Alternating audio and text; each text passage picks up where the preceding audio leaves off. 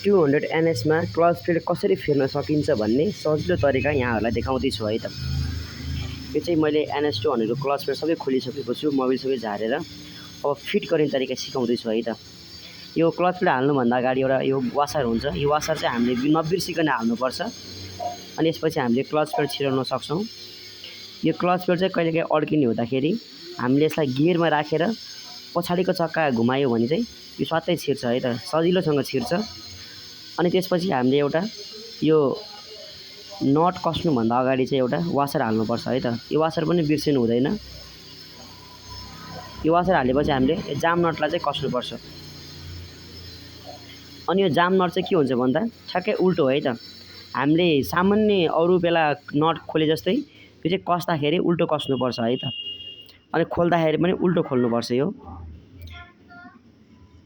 यसरी कतिको टाइट गर्नुपर्छ अनुमान गरेर हामीले यसरी टाइट गर्न सक्छौँ। यो नट पनि, यो नट धेरै टाइट पनि हुनु हुँदैन।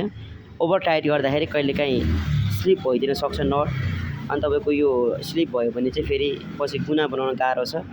अनि धेरै लुज भयो भने पनि यो हाउजिङ हल्लिन्छ अनि यो क्लच प्लेट राम्रोसँग बस्दैन। त्यसपछि यो नट कसेपछि हामीले यसरी बाहिर एउटा यो वासर पनि हाल्नुपर्छ है त।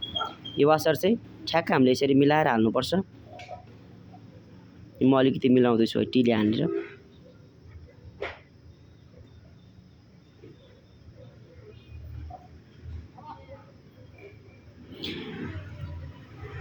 ठिक्क ग्यापमा छिर्नुपर्छ अनि छिरेको छ कि छैन भन्ने कुरा चाहिँ त्यो नट घुमाएर हामीले थाहा पाउन सक्छौँ है त। यसरी मैले क्लच प्लेट फिट गरिसकेँ। अब क्लच कभर लगाउँदैछु। हामीले यो सजिलो तरिकाद्वारा NS 200 को क्लच प्लेट चेन्ज गर्न सक्छौँ है त।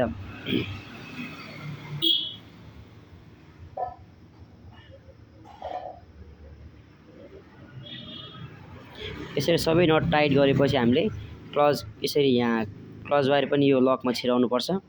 अनि त्यसपछि हामीले मोबिल हालेर बाइक स्टार्ट गर्यो भने चाहिँ क्लच प्लेट राम्रोसँग चल्छ, पिकअप तपाईँको भनेको जस्तै आउँछ।